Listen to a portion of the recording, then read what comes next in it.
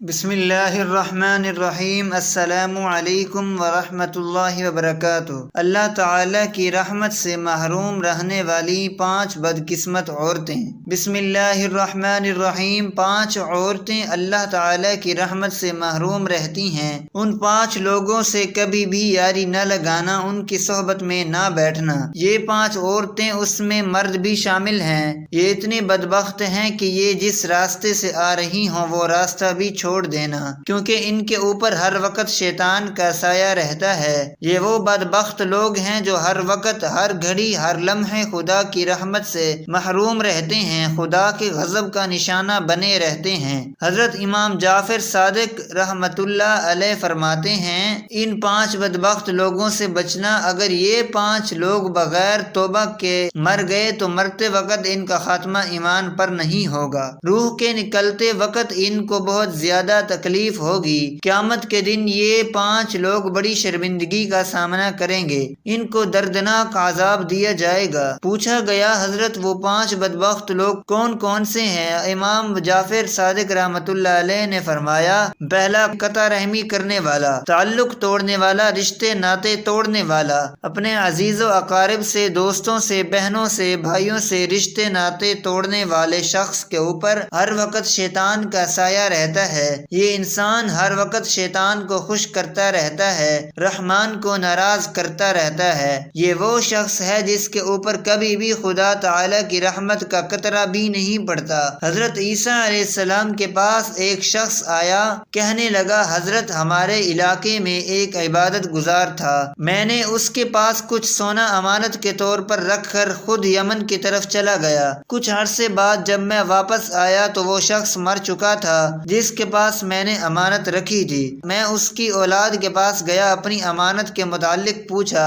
میں نے کہا، آپ کے ابو کے پاس امانت رکھی تھی، کچھ سونا رکھا تھا، وہ امانت مجھے واپس دے دی جائے۔ بولے، ہمیں تو ابو بالکل بھی نہیں کہہ کر گئے تھے کہ میں نے کسی کی امانت دینی ہے یا کسی کا سونا میرے پاس رکھا ہوا ہے، ہمیں تو آپ کی امانت کے بارے میں کوئی علم نہیں۔ اس پر حضرت عیسیٰ علیہ السلام سے کہا، حضرت میں ایک غریب انسان ہوں، کافی سارا سونا اس کے پاس امانت رکھ کے چلا گیا، اب اس کا انتقال ہو گیا ہے، اب میں کیا کروں؟ حضرت عیسیٰ علیہ السلام نے فرمایا کہ اس کی قبر کس قبرستان میں ہے؟ اس نے کہا، فلاں قبرستان میں اس کی قبر ہے۔ حضرت عیسیٰ علیہ السلام اس قبرستان میں پہنچے، اس کی قبر کے اوپر جیسے ہی کھڑے ہوئے، حضرت عیسیٰ علیہ السلام نے اپنے کانوں سے سنا کہ وہ عبادت گزار شخص اپنے کم چیخو پکار کر رہا تھا، کہہ رہا ہے، مجھے بچاؤ، مجھے بچاؤ، میں دردناک عذاب میں ہوں، میں اللہ کی پکڑ میں ہوں، مجھے بچاؤ۔ حضرت عیسیٰ علیہ السلام نے دونوں ہاتھ اٹھائے، رو کر تھوڑی دیر کے لیے دعا کی، اس کے بعد کہا،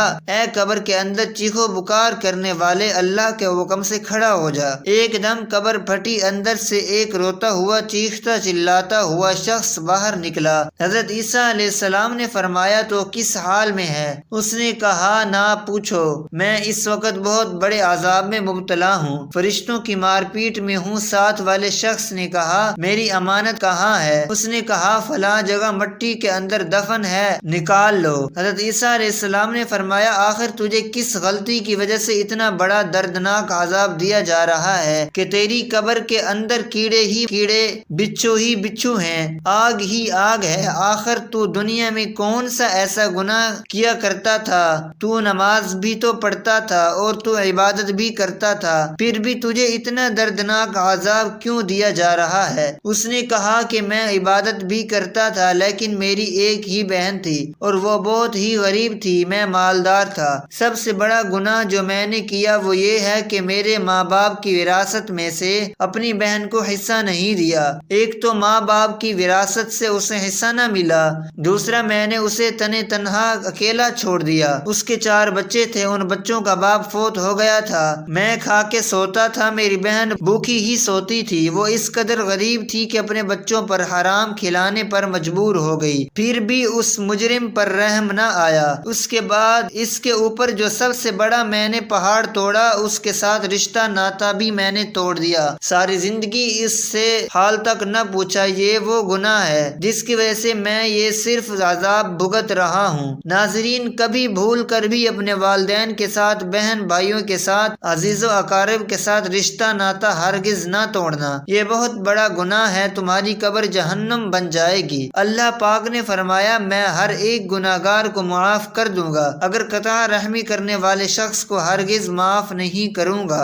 اس کے بعد وہ چیخ چیخ کر کہنے لگا کاش کہ میں نے اپنی بہن کے ساتھ رشتہ ناتا نہ توڑا ہوتا، رشتہ برقرار رکھا ہوتا تو آج اس دردناک عذاب میں ہرگز مبتلا نہ ہوتا۔ فرمایا دوسرا جس کی بیوی بد چلن ہو، جس کی بیوی گناہ گار ہو، بدکار ہو، یہ شخص نہ تو بیوی کو سمجھائے اور نہ تو بیوی کو روکتا ہے، نہ بیوی کو طلاق دیتا ہے۔ ایک بد چلن عورت نرم مزاج شوہر نے منت کی، سماجت کی کہ تو بس چلنے کے کام چھوڑ دے، اس کام سے باز آ جائے، لیکن وہ باز نہ آئی۔ شوہر کے بار بار سمجھانے سے تنگ آ کر ایک دن بیوی نے شرط ظاہر کر دی۔ شوہر کو کہا اگر تو یہ شرط پوری کرے تو میں بچنی چھوڑ دوں گی، میں یہ گناہ چھوڑ دوں گی۔ شوہر نے کہا بتا کون سی ہے تیری شرط، میں تیری شرط کو پورا کرنے کے لیے تیار ہوں۔ اس نے کہا میری کوئی لمبی چوڑی شرط نہیں ہے، بس شرط یہ ہے کہ اگر تو چاہتا ہے کہ میں نیک دل خاتون بن جاؤں تو تجھے 7 دن بھیک مانگ کر کھانا ہوگا، بھیک کی روٹیاں کھانی پڑیں گی۔ اگر تو چاہتا ہے کہ میں نیک چلن عورت بن جاؤں، 7 دن تو بھیک مانگ، خیرات مانگ، 7 دن کے بعد میں نیک بیوی بن جاؤں گی۔ اس نے اسی دن سے گداگری شروع کر دی، اسی دن سے بھیک مانگنا شروع کر دیا کہ میری بیوی نیک بن جائے۔ بیوی کی شرط کو پورا کرنے کے لیے اسی دن سے بھیک مانگنا شروع کر دی، بھکاری بن گیا۔ 7ویں دن بیوی نے کہا کہ اب میں نیک بن گئی ہوں، تجھے بھیک مانگنے کی کوئی ضرورت نہیں، آج سے تو نے بھیک نہیں مانگنی، میں نیک بیوی بن گئی۔ اب اس بھکاری شوہر نے کہا اب تو بد چلن رہے یا نیک چلن، میں نے یہ گداگری ہرگز نہیں چھوڑنی، میں نے بھیک مانگنے والا کام اب ہرگز نہیں چھوڑنا۔ بھیک مانگ کر رنگ برنگے کھانے کھا چکا تھا، مشقت بھی کم کرنی تھی،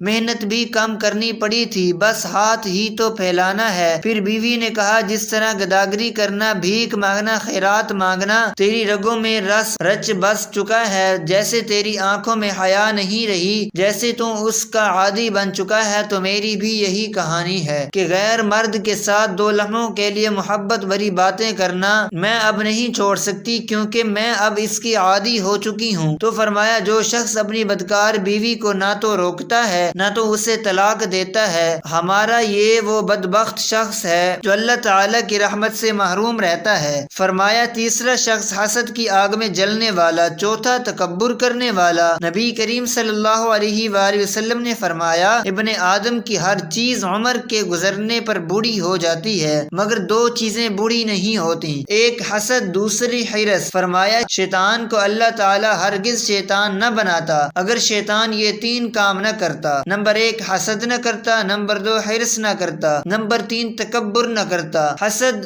حرص، تکبر، ان تینوں چیزوں نے شیطان کو ملعون بنا دیا۔ فرمایا 5 لوگ خدا تعالی کی رحمت سے محروم رہتے ہیں، نمبر 1 قطع رحمی کرنے والا، نمبر 2 حسد کی آگ میں جلنے والا، نمبر 3 تکبر کرنے والا، نمبر 4 جس کی بیوی بدکار ہو، بد چلن ہو، نہ تو وہ اپنی بیوی کو روکتا ہے، نہ سمجھاتا ہے اور نہ ہی اسے طلاق دیتا ہے، نمبر 5 مال کے ہونے کے باوجود بھی، امیر ہونے کے باوجود بھی، اللہ تعالی کی ہزاروں نعمتیں اپنے پاس رکھنے کے باوجود بھی جو شخص ناشکری کرتا ہے، ناشکری کا پٹا اپنے گلے میں ڈال کر لوگوں کو کہتا پھرتا ہے کہ میرے پاس کچھ نہیں ہے، یہ وہ شخص ہے جس کے اوپر ہر وقت شیطان کا سایہ رہتا ہے اور یہ شخص اللہ تعالی کی رحمت سے محروم رہتا ہے۔ اللہ پاک ہمیں عمل کرنے کی توفیق عطا فرمائے اور ہمارا ایمان پر خاتمہ فرمائے، آمین۔ ناظرین کمنٹ باکس میں اللہ تعالی کے 99 ناموں میں سے ایک نام ضرور ٹائپ کریں۔